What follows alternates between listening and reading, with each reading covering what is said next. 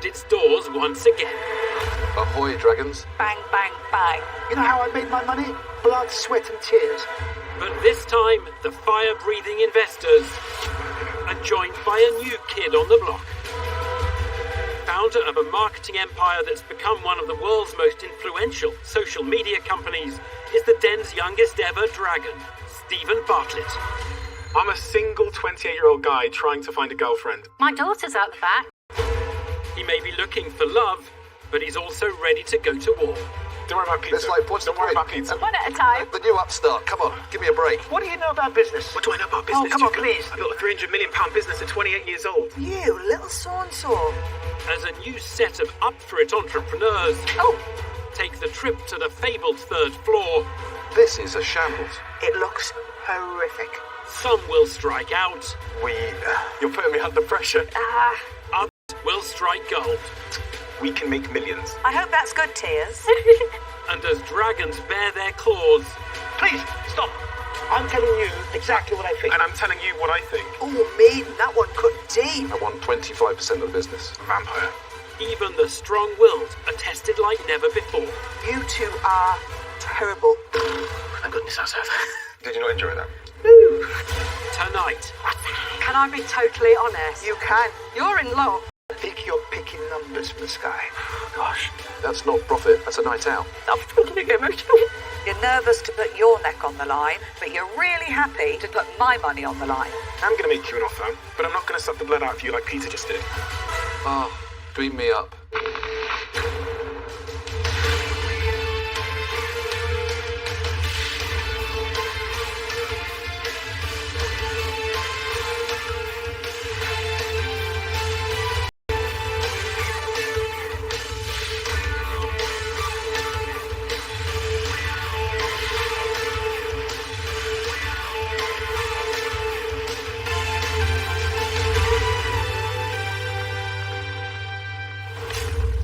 welcome to Dragon's Den, where nail-biting drama is the business of the day, and where a brand new dragon is poised to bring both funding and fire.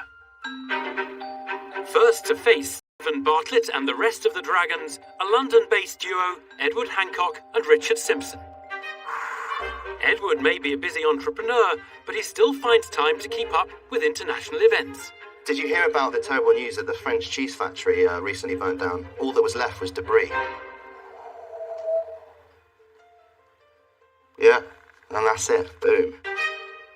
It wasn't Edward's cheesy jokes, but rather his lifelong love of the foodstuff itself that led to Richard's nickname for him. We've known each other since we were 13. I call him the cheese monster at 13. And here we are, 25 years later, running a cheese business. But will the dragons' friendship with their new partner mature as well as Edward and Richard's? Stephen, welcome to the den. Honestly, thank you. It's a privilege and honour, and I couldn't be more excited. Stephen, I have to say you already look at home in that chair. It suits me, doesn't it?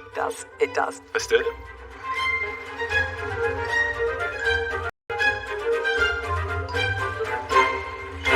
Hi, Dragons. My name's Edward, founder of Cheese Geek. I'm Rich, COO and problem solver. We are the disruptive, modern cheesemonger looking to raise £150,000 for 3% of the business. There are currently over 750 varieties of cheese being made in the UK, but most of us can probably name less than 10 of those, if that. There have been many innovative, tech-led businesses that have revolutionised flowers, craft gin, craft beer. Cheese has been left behind. Within 5 years, we aim to become the dominant brand within the £3.2 billion UK cheese industry and beyond. There are 3 ways in which we intend to achieve this. Firstly, we offer an unrivaled experience, whether it's our one-off boxes or our flagship subscriptions, guaranteeing new cheese every month. We source almost all of our cheese directly from UK cheesemakers. This means we're sending out the best cheese at the best time of its life. Secondly, our technology. Our upcoming mobile app will be a game changer. Every cheese you ever tried will be stored and rated. We call it Vivino for cheese. Thirdly, our brand identity and sustainability sit at the centre of our business. So, in our first full year, we turned over 96,000. Year 2, 280,000. And year 3, 1.54 million. All that's left now is to try some British cheese. A cheese subscription app is the proposition from tech entrepreneurs Edward Hancock and Richard Simpson. And Rich is now going to present you with some cheesy canapes, which I'd recommend having before your meal, during your meal, after your meal, or in between meals. They're seeking £150,000 in return for a 3% share in their business. So I'm plant-based. We've sourced some ethical dairy cheese for you. From the ethical Yeah, dairy. directly from the Oh, dairy. well, you've got my soft spot there, because if I ever try cheese, it's from them. Her ethically sourced cheese sample has already won the approval of serial eco-investor Deborah Meaden. Now she wants to know what makes this business unique. So, guys, where is your value? What's the really hard thing to replicate? For me, I would start with the technology. It holds all our cheese universe. We have hundreds of cheeses in there, profiles on all of them, and all our customer data feeds into it and kind of works as magic and spits out the 5 cheeses that are going to be perfect for that person.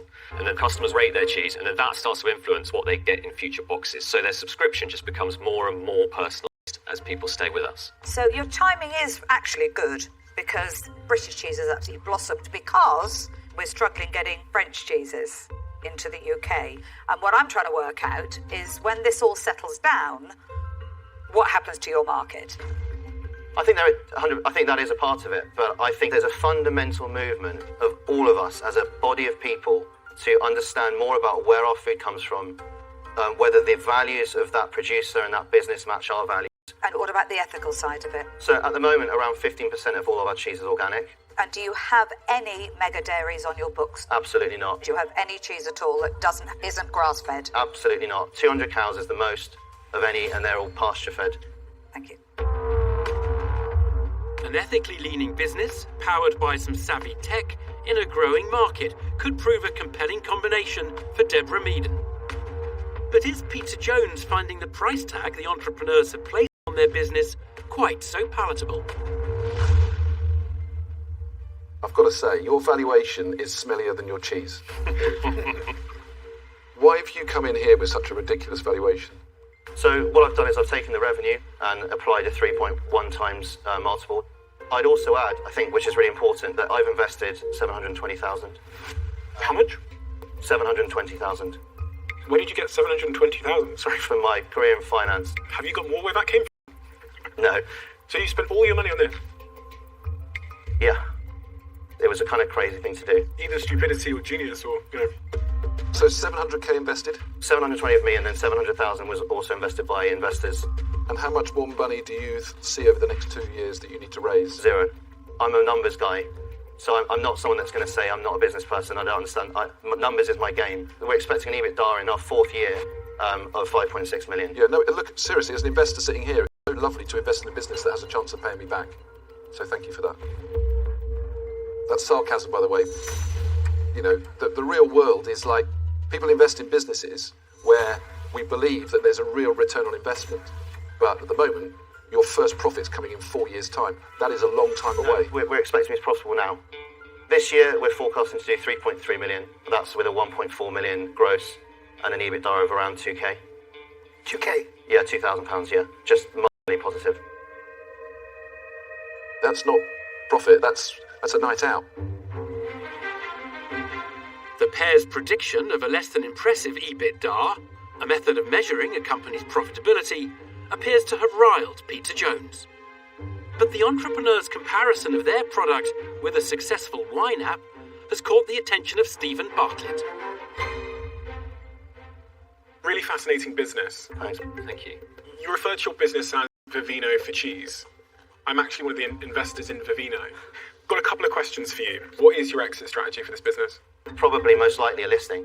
Really? Yeah. You're going to have to get huge scale to list your business. You realise that? I think we can. So at the end of the 4th year, we're going to be 24 million. And that is conservative. And I know it sounds crazy and you're going to laugh at that, but genuinely, I really have no interest in being crazy. So that is based on multiples, based on where the business is now. You said you're not here to be crazy. So you tell me what the biggest risks to your business are.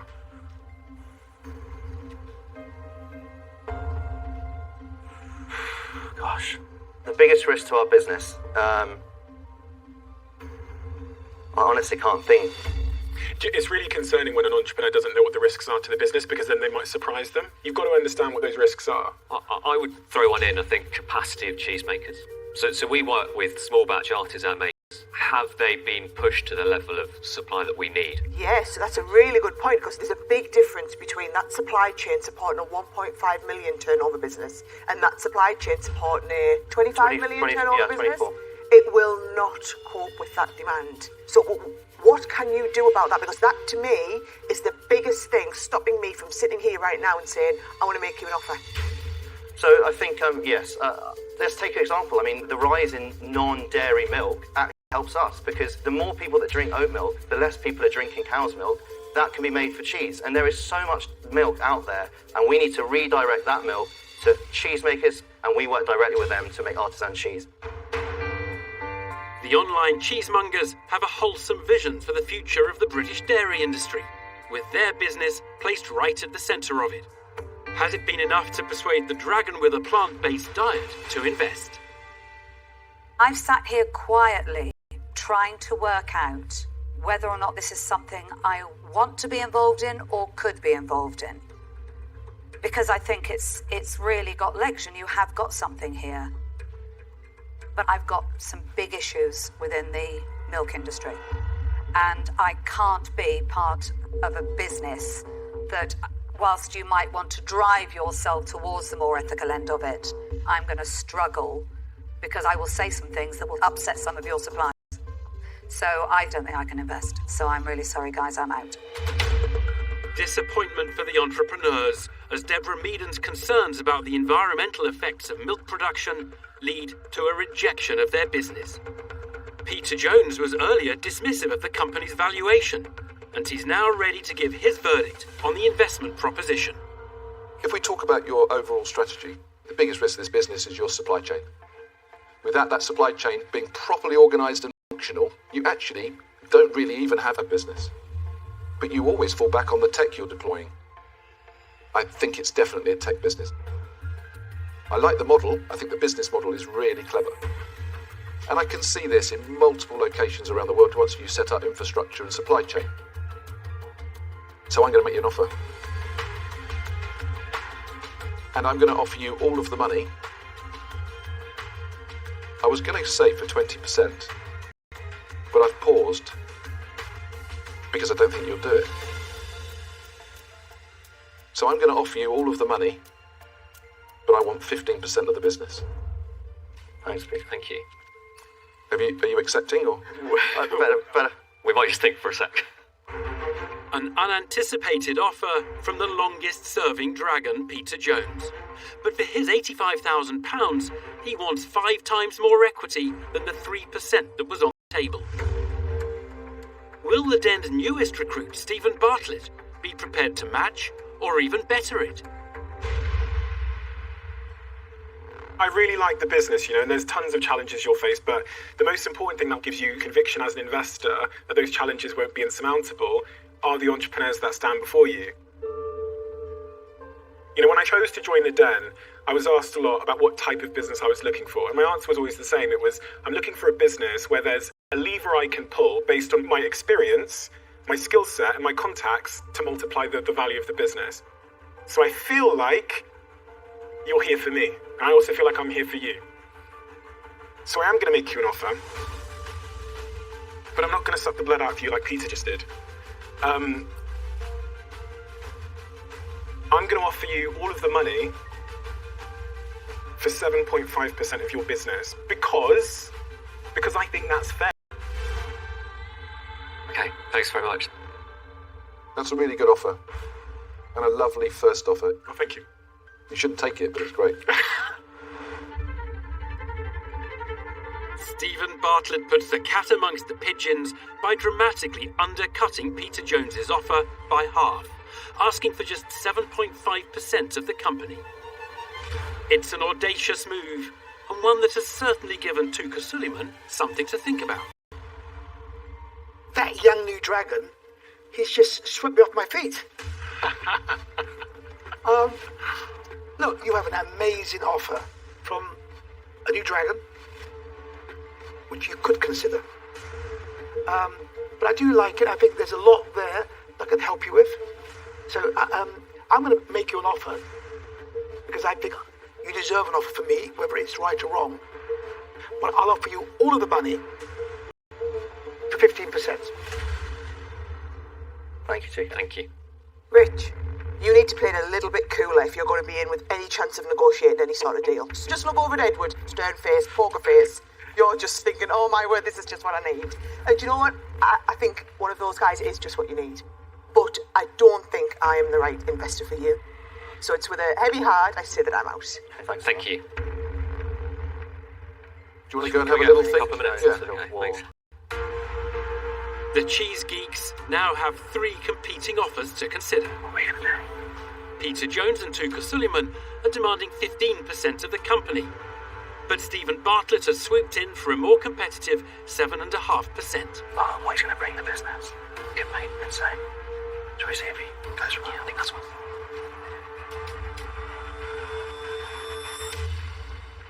Well, thank you so much for your offers. Really, really appreciate it. And I'm so pleased that you kind of feel enthusiasm for what we're doing. I think, Stephen, you would have some really obvious advantages that you can bring. I just wonder whether, if you got your money back, you'd be willing to drop down to 5%.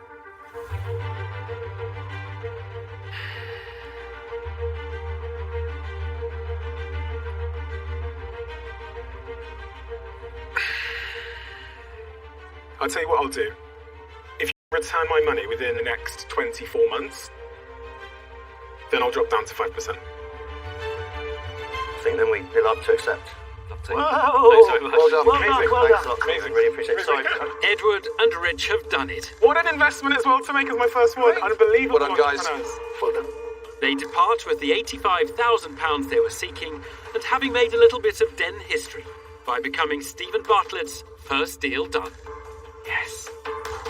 It was kind of scary not accepting Peter's offer. I just didn't really make eye contact with him. But I think Stephen could bring so much to the business. He adds the value in the areas that we need to help it. Perfectly, such a great match. I think that was a cracking That deal. was really good. I mean, you'll increase your percentage as you grow in that scene. Sure, yeah. But that was well done. He's bitter now. He's bitter.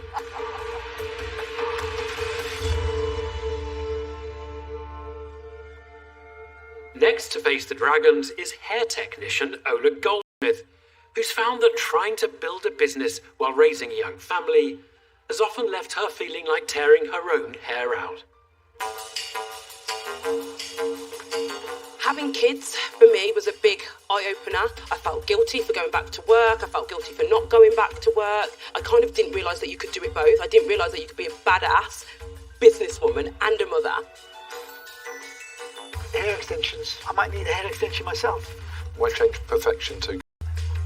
To get investment today, the main thing that it would mean is somebody else believes in my business as much as me. So I think to have that acceptance from a dragon would be just amazing.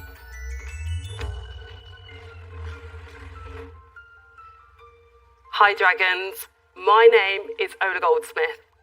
I'm so excited to be here today, requiring £70,000 in exchange for a 15% stake in my business. Naked Weave is a hair extension training academy.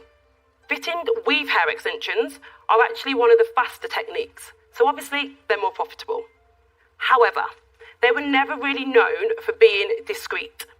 So what I did is I completely upgraded the way we fit weave hair extensions. I completely hid all of these previously visible connections and I upgraded them for a technique that is almost undetectable. So what we want to do is help hair extension technicians worldwide to fit hair extensions more discreetly. So now I invite you for your questions. I'm sure you've got loads. I survived. I'd actually like to have a look. Oh, please do. Training in the art of applying seamless hair extensions is the proposition on offer from Ola Goldsmith.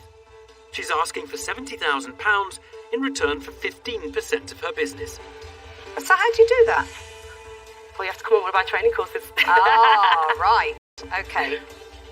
The entrepreneur might be keeping her weave secrets close to her chest, but it seems that Deborah Meaden has had a brush with this type of product before. Hair extensions came into my life when I did Strictly. I never really? imagined one head could take so many hair I know. extensions. But they were very much applied like this. But yours really are quite invisible. So is it that the extension is different or the technique is different? So it's the technique in which we apply them. Right, and how much does it cost? So a location course for a customer would be £455. Okay, and can you describe where your business is at the moment and also put some numbers behind it? Okay, so we are into our second year now. We turned over 192,000 in the first year with a gross profit of 104,000 and a net profit of 36,000. And then the first 7 months of our current year, we have done 128,000 with a gross of 75 and a net of 2,000. Got it. I've got to tell you, year one, from 0 to 192,000. Well done, you. Thank you. Tidy turnover for a fledgling business garners praise from Deborah Meaden. But has Stephen Bartlett spotted a kink in the Weave Entrepreneur's business model? So what happens if you teach me to be amazing at this technique, and then I say, do you know what, I'm going to start teaching people myself? That becomes quite self-destructive in the fact that the more people you train, the greater the competition becomes. I mean, we've trained over 1,000 and it's 20 months in and we've not had that problem, and I'm not worried about that problem. I don't know why, but it just doesn't scare me. I just need to focus on this brand. How many technicians are there in the UK? So over 1,000. Over 1,000? Yep. So basically what you're really saying is that if every technician in this country took your course at £400, you do £4,000. Yeah. Roughly. So that really tells you the size of the market, even if you took 100%, is limited. I think that we would train more technicians. But you've told me it's only 1,000. Well, I just agreed with you what you... No, but hold on. I've asked you a simple question. How many technicians are there in the whole country? So I would say... I don't want to take too much of a stab in the dark, but it'd be way more... You should know this. I know, we have tried to research it, but there's limited information on it. Is it 5,000? Is it 1,000? No, it's going to be more like 50,000. 50,000? Yes.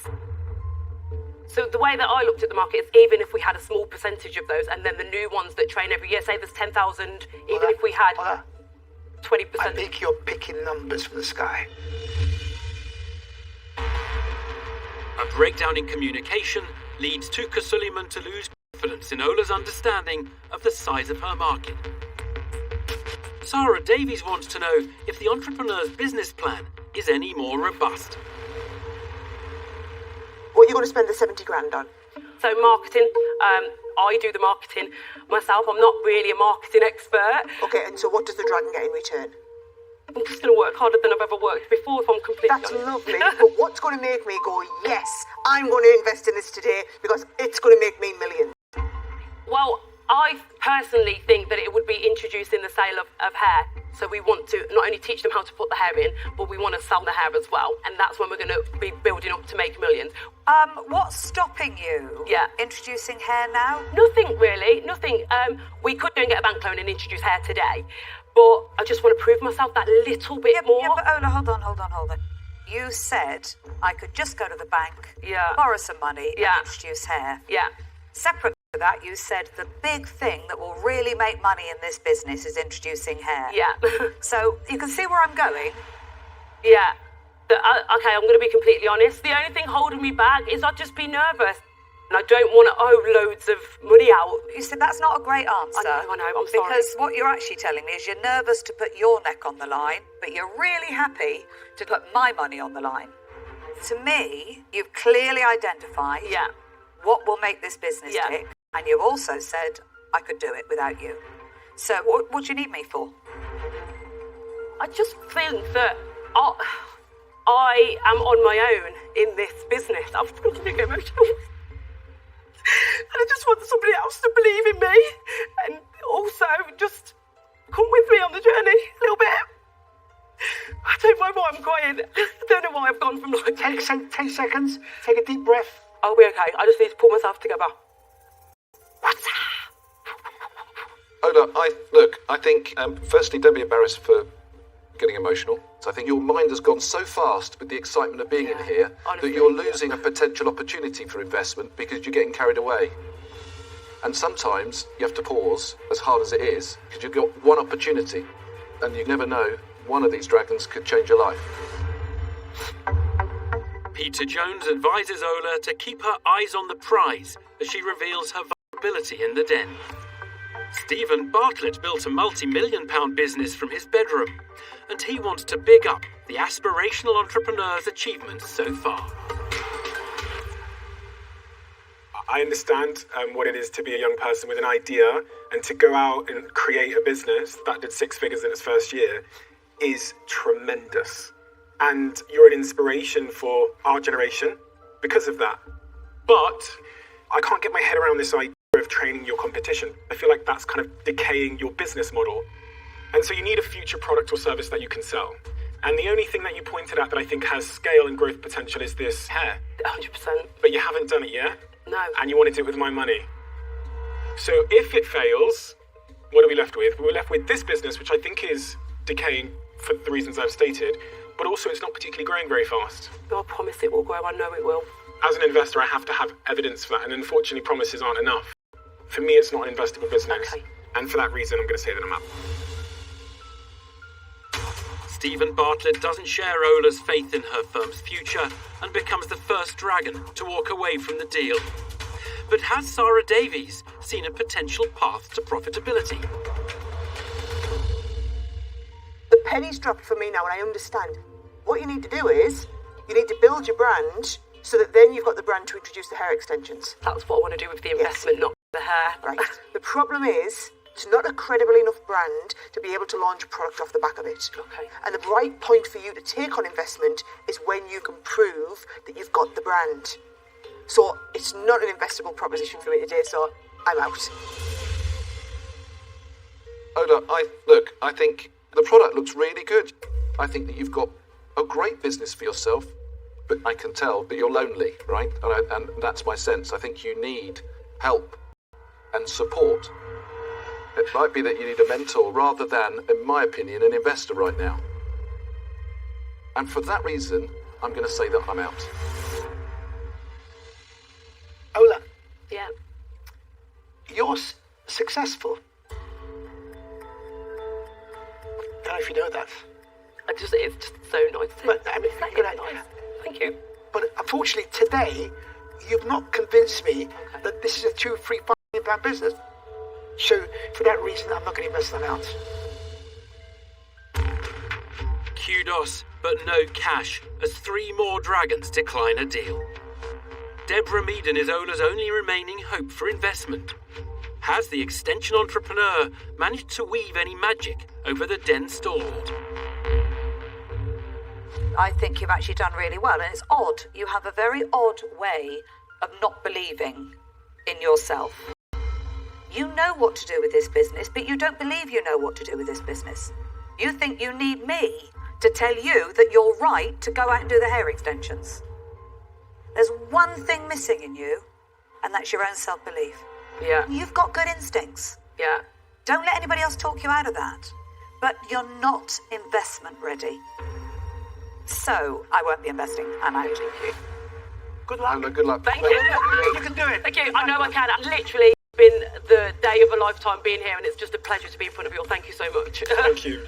Ola gets praise and encouragement, but all 5 dragons cut and run from her hair proposition, and she leaves the Den without the investment she was seeking.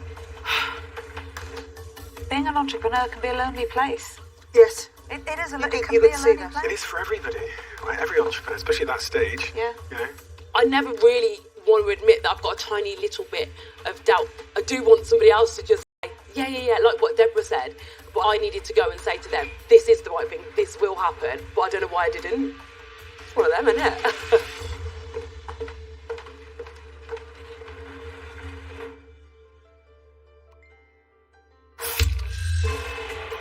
Hoping she could collar a deal was Sarah Gleave, accompanied by 4-legged friend Top. He's a good lad. He's a good boy. Sarah was seeking £30,000 in return for a 5% share in her anti-theft leads, aimed at preventing a serious issue for owners, dog snatching. We've got a wire core, so that is scissor and knife proof. We've got what I call the anti-snatch handle, so you can put your hand through, and that helps with it just being, pulled out of your hand. Proud owner of 3 dogs, Peter Jones, was alarmed at the thought of someone wanting to pinch his pooches. Are we living in that society where somebody's going to come up to me with a knife to cut my lead while I'm walking the dog? Yes. Do you not think Attaching me and the dog to that lead is probably not good for me. Putting you at risk, you mean? Yeah. There's an element of risk with anything, I believe. This doesn't padlock me to the dog, does it? Can if you want to. No, genuinely, I prefer not to be. Because if somebody's there with a knife, you just see me running down the road dragging a dog. As the only non-dog owning dragon, Sarah Davies was keen to get back to business and establish how many products Sarah had managed to shift. Are you able to walk me through your dog lead sales? So first was 72,000 turnover. So you've come in with a £600,000 valuation on a business turning over 72,000. Oh, God. Can I be totally honest? You can. I was willing to give away more. So tell us what you think is a reasonable valuation. You're in luck because I was sat at my desk early this morning looking at this precise question. Go on, Answer then. it. Go on. 25%. That's a completely different conversation. I'm back to being nice, Dragon. All smiles as Stephen Bartlett began to quiz Sarah about her potential routes to market.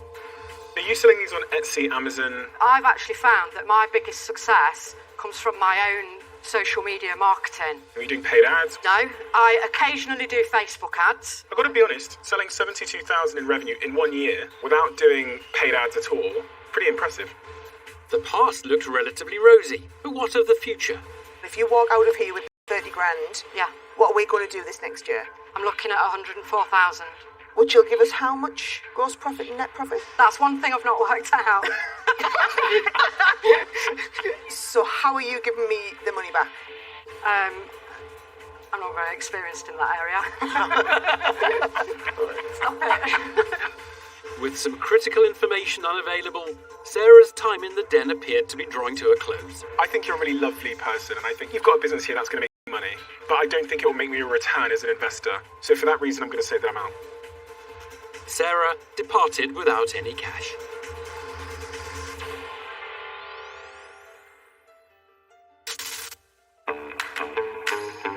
Next to face the dragons is Scottish Borders-based businessman Grant Bruce, who thinks his gizmo could be a game changer. I think there's a gap in the market right now. I think it's a niche that nobody's really explored yet. So I want to be the first to market and be the market leaders.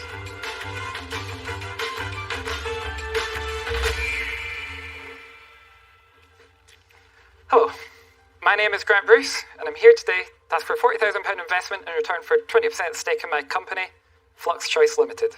Flux Choice was founded with the idea of radicalising the everyday keyring market. A lot of people in everyday life carry around a keyring of some form, often filled with a variety of gadgets and lanyards. But these gadgets are often cheaply made, low quality and bulky. We don't think it should be that way. Our first product, the Pop Lumen, aims to fill this gap in the market. Pop Lumen is a miniature flashlight which goes on your keyring. When needed, you simply pop the body off the base and the torch automatically turns on. This can then be attached to any metal surface for hands-free use. And when you're done, simply pop it back in your keyring, it'll be secured again. Simple as that. Thank you very much for listening. You'll find a sample in your box next to you. A business that makes convenient accessories is the prospect on offer from Grant Bruce. He's prepared to hand over 20% of his company in exchange for £40,000. Peter Jones is first to shine a light on the keyring concept. So, in essence, you have created a pop-off keyring torch. Yes. What motivated you to do that? Well, I've always carried a torch around in my keyring. Is that because you're walking around a lot in the dark, or? No, I just always found it useful to have. And do you have to pop it off for it to come yes, on? if you just hold the base and pull it and it'll turn on. Yeah, there you go. Yeah, the only thing for me is that I have got big hands. I find it quite weird because it's really small. Yes. So it's a keyring torch for small people? No, it's small so it can fit comfortably in your pocket. So how much are you selling this for? So on Amazon, that's $23.99. 23? How much? Yes, 23. Okay. And Grant, what have you done before this? So I studied mechanical engineering at university, and I then went on to work in a lighting company where I was a product designer there. And you're still there now? I'm still there now, yes, full time. Okay. Look, I think it's very innovative. It is genuinely very well designed. I am quite impressed with that. Thank you. Early praise for the entrepreneur's endeavours from Peter Jones. Stephen Bartlett now wants to get a better understanding of Grant's target market. Can you talk to me about the use case for this? Try to understand who would be buying it and why. Use case. So imagine you're in your car at night, you've broken down, you need to change your tyre. Now you just stick it right to your car room. Stick it to the car? The underarch of the car, sorry, because it's magnetic, so you can use it hands-free. So in that example, if I was the type of person to try and change my own tyre in the dark, which I definitely wouldn't, I would probably use a torch on my phone, right? I would just lean it against something and then... Yes, but that's a lot more awkward to do.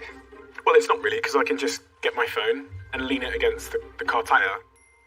I can't understand the use, because I think there's probably two markets. I think there's one market, which is the everyday person who is walking through their garage, pulls out their phone and lights their garage. And then there's probably the other end of the market, which is people that are mechanics or, I don't know, climbers who would probably opt for a more substantial product.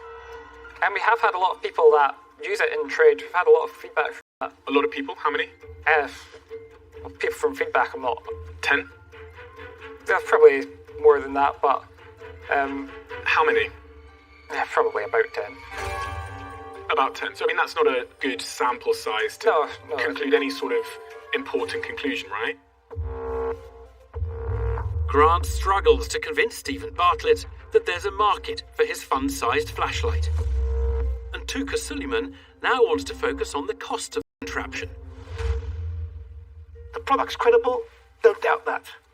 But it's overpriced. To me, the gadget on your keyring is a $9.99 product. Okay, we've made good profit so far considering our size. So what profit have you made so far? Turnover so far has been 9,700.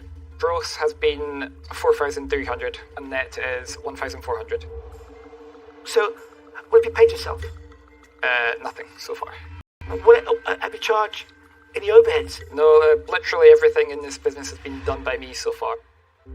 So, Grant, so what we're saying is, you want us to invest, you're not going to take any money, there'll be no overheads, it'll all be profit, whatever we sell. For now, yes. Grant, this is really nice. Thank you. You're really cute. but it's a keyring with a light on for 25 quid. Yes. Tuka said it was really credible. It's not. Peter said it's really innovative. It's not. They're just being nice back to you because you're cute and this is nice.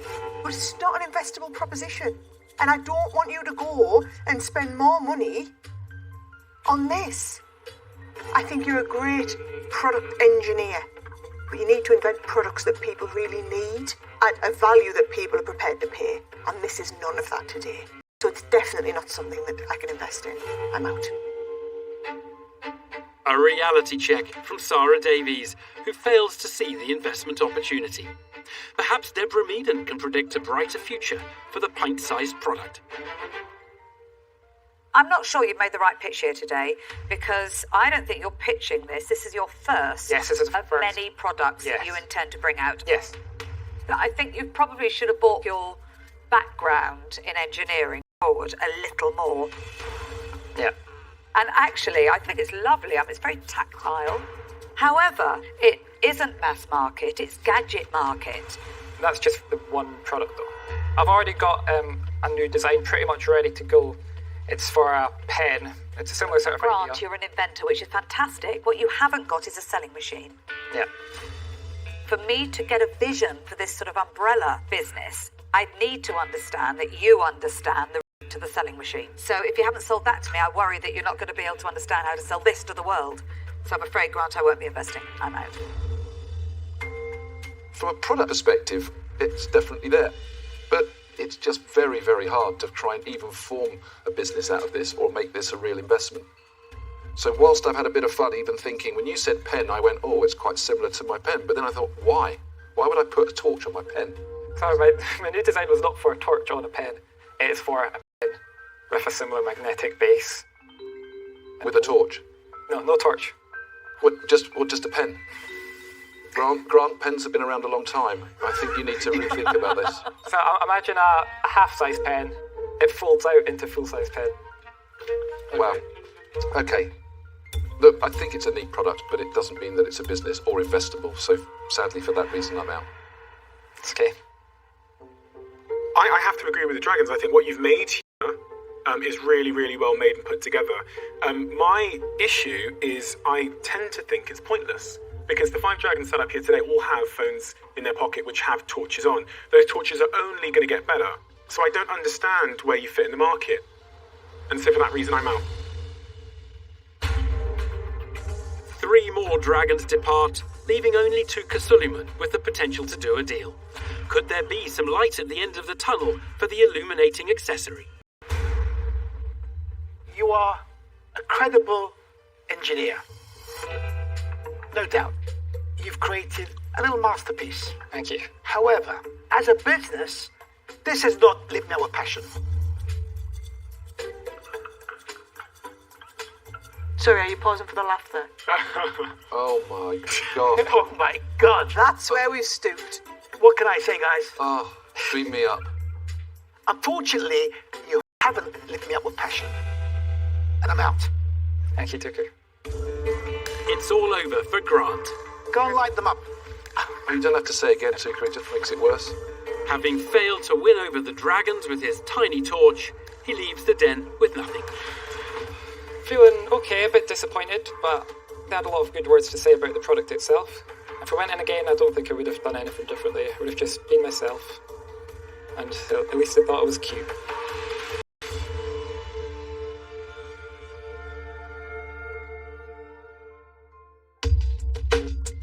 Last up is Reading-based Chang Lu, who hopes to follow in the footsteps of the Tesla founder, one of the richest entrepreneurs on the planet.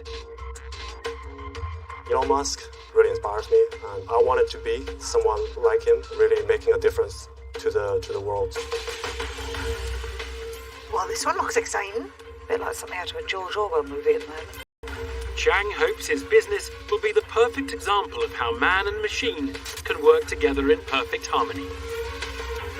Our vision is really in the future that we can create a cohesive relationship between human and robot that ensures the technology benefit humanity, not destroying the humanity. Hello, Dragons. My name is Chang. I'm the founder of Extent Robotics. I come to Ask Dragons for $150,000 investment in exchange of 5% of our equity stake. Technology will replace jobs, but we believe no one should be left behind, and everyone can be part of this revolution. So Extent Robotics is building an intuitive human-robot interface software to help people to work remotely by operating robot through our immersive virtual reality interface. This way, their job can be safer, less travel, and even access to job opportunities. We're pre-trading, but with your help, we can transform the way we live and work and make our world a better place. I would like to invite one of the dragons to try Go on, Stephen. Okay. Is that because you need to be young to be able to No, operate? it's because I'm going to put that headset on and it's going to ruin my hair. An augmented reality interface that allows humans to control robots in a different location is the proposition on offer from Chang Lu. So I'm coming up round the back of this puppy. Yeah, you can try to grasp the tails or legs. Ooh. He's asking for £150,000 in exchange for 5% of his business. And then you can lift it on top of the box and release. Let me go, let me go. Oh, Oh, tickle his tummy now. he's a good boy. Despite failing in Operation Place the Puppy in the Box, the interactive demo has intrigued Stephen Bartlett. Interesting. But Deborah Meaden is first to interface with the entrepreneur, and she wants a better understanding of how Chang's technology could change the world. Can you be really clear on the usage that you see? Because you must have been thinking when you were designing it, oh, this would be good for that, and this would be good for that. Yeah, so firstly, healthcare, where you maybe need some experts from a far away distance that you don't have locally. So remote expertise, yeah. Yeah. So the second area is more industrial inspection and maintenance. And an example is the nuclear decommissioning. And 3? And the third one is hospitality. So we've been trialing our system with several UK restaurants that actually doing the bartending robots for them. Do you have a sense of how much this is going to cost? Yeah, so the general system, the hardware would cost around 5,000 to 6,000. So our business is to sell the license for our software, ranging from 2,000 to 5,000, depending on what robot it is. For this particular one, it's about 1,500 for the license. Okay. Deborah Meaden discovers that Chang's business model has more than one revenue stream. But Stephen Bartlett wants to nail down when the concept will start creating cash. When do you think you'll be making money? It's probably quite soon, because we already have universities in interest of collaborating, where they have a robot in care home that's taking care of the elderly. On that specific application in the care home, can you describe to me exactly what the technology will do in that care home? So basically, it's a care home robot that can run around with robot arms, and maybe 20% of the task is automatable. There's still 80% that still require human operations. Why is that robot better than a human in that use case? Because that allows people to serve elderly much more easily. What's the current problem with humans serving the elderly? Well, we'll be having labor shortage. We'll be having more elderly people than we are able to serve with the current labor. For me, it just feels like it's some way off being able to put a robot into a care home. Then I do feel quite sad about the fact that my granddad in a care home will be served his meal by a robot. I don't necessarily know if that's the future that I want to buy into either. I mean, it doesn't stop you from going in, but it's an option. If, for example, daddy wants to have a pill that is urgently needed, and he just needs someone to pick it up for him, and that will be a big problem if it's late. Chang's pitch begins to malfunction as Stephen Bartlett questions the ethics of replacing care workers with computerized droids. Tuka Suleiman now wants to get a glimpse of the business's future and find out if there'll be a pot of gold at the end of this robotic rainbow. So for the first 12 months, what do you plan to turn over? 200K. And how much will you burn in that first 12 months? A little bit less than 1 million. So if you're going to lose £1 million next year, you're going to raise more money. Yeah. So we're planning for next year's for the 1 million round. Whoa. So really, if one is taking a 5-year view or a 10-year view, my 5%, it'll probably be 0.5%. By the time you've raised and raised and raised, that's the problem. You know? So if I invest today, by the time it starts making money, I'll be down to hardly anything. I'll lose interest. But I guess this is the future, and I'm going to leave it for the young ones to invest. So for that reason, I'm out. Diminishing equity and slow returns are not enticing for Tuka Suleiman, and he terminates his part in the proceedings. Does marketing whiz kid Stephen Bartlett share Chang's vision for his technological mission? For technology like this, you need to have, typically, I think, a really clear entry to the market, where you say, this is where we're going to introduce our technology and get the world used to it. If you had to pick one of the 3 applications you talked about earlier, which one do you really think is going to be the place where this takes off? Well, so far from what we have in terms of tractions, majority is around healthcare. Give me a really specific example in healthcare. Closed suction, for example, COVID patient. What's closed suction? So it's basically you have a tube that needs to go into the throat, and you need to regularly changing that tubes for the patient that's using the ventilator. So for this technology to be useful in that application, you'd need real precision robotics. Mm-hmm. And what I experienced, I couldn't even pick up a dog. So getting to the point where I can't pick up a dog, to the point where we're willing to trust the robotics to put a tube into the throat of someone that's severely ill, feels like a long way off. The absolute crisis we'd have if one thing went wrong once. So for us to get there, the amount of testing and evidence and trust we'd have to have in precision robotics, to me, feels like we're about 5 years off. And also, you're probably going to need an 8-figure investment for you to stand a chance, because there are other competitors that are raising 9-figure investments in this space that are way further ahead. And as an investor, for me at this stage, it just feels like too high a risk to take. So, for that reason, I'm going to have to say that I'm out. Stephen Bartlett deems Chang's visionary venture too expensive and walks away from the deal. Does Deborah Meaden believe this augmented reality can become commercial viability? It's just really, really hard to evaluate the technology and how far it has to go, how much time it's going to take and how much money it's going to take. I'm not I take risk, but I don't like jumping into the dark. So I'm really sorry. I really wish you all the best, but I'm out. Appreciate it, Deborah. Chang, some of what you've told me today I like and I'm on board with. Other bits I don't like. I don't like the thought that even by the time old man he is in a care home, it might be a robot delivering his nighttime pills. But I do appreciate and accept you are not the one making the decision on where the world's heading. You are just going with the flow and facilitating that. But I think to do that, you need people and investors on board who can be influential and can assist on that journey. And that's not me. So I won't be investing today, and I'm out. 2 more dragons exit the deal, making Peter Jones Chang's last hope for investment. Has the entrepreneur's cyber science caught the imagination of the tech tycoon? I was sitting here, I was just asking Stephen, because for the life of me, I've just been going off in my little world with the Avengers. And I can't remember the guy that puts the suit on, Robert Downey Jr. Iron Man. Iron Man.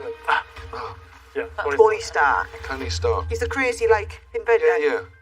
It's kind of interesting because it's sort of Iron Man without the travel. Yeah. So you actually don't have to get into the robotic suit. That's exactly what we're doing. Yeah. It's an interesting space because I do think sort of augmenting humans with the utilisation of VR is definitely something that will be permanent in our society. You can see a time where you could say, tonight, we've got Gordon Ramsay coming to our restaurant. Exactly. You could end up with a Deborah Meaden robot giving you business advice, but Deborah's at home in Definitely Devon. not food. Definitely not cooking. Not cooking. You're pretty appalling at that, aren't you? Yeah, I'm appalling. But no, I do find it interesting that you could be anywhere, and this is your element of transportation. So I really like it. And I'm going to make you an offer. And I'm going to offer you all of the money, but I want 25% because I think that so many businesses like you've created spend a lot of money and end up in a robotic graveyard. And I think I can help you get to a different place with it. Appreciate your offer. That's really, really encouraging. Okay, let me think about it. Do you want to talk to the robot? Yeah, awesome. Yeah. Thanks. Peter Jones buys into the vision and makes a bid.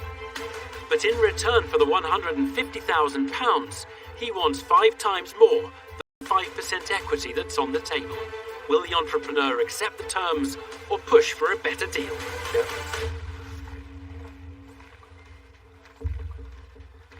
Okay, I would like to accept your offer. Great! Fantastic. Chang has done it. Well, you've just got yourself a Dragon's Den Iron Man. He bags himself a super investor. Thank you. And brings some business deal to his futuristic firm. Well, it's like magic. This is happening. Yeah, it's crazy. I'm sure working with Peter will really change the future of extended robotics and ultimately changing the future of humanity. I think it might be the Robert Downey Jr. image that we've got going on here. We just needs a jetpack and he'll be off.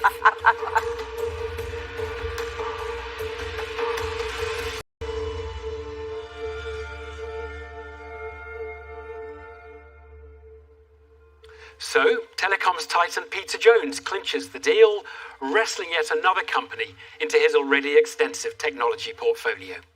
In securing investment, Chang Lu joins a pair of 21st century cheesemongers whose business became Stephen Bartlett's first, and hopefully not his last, investment.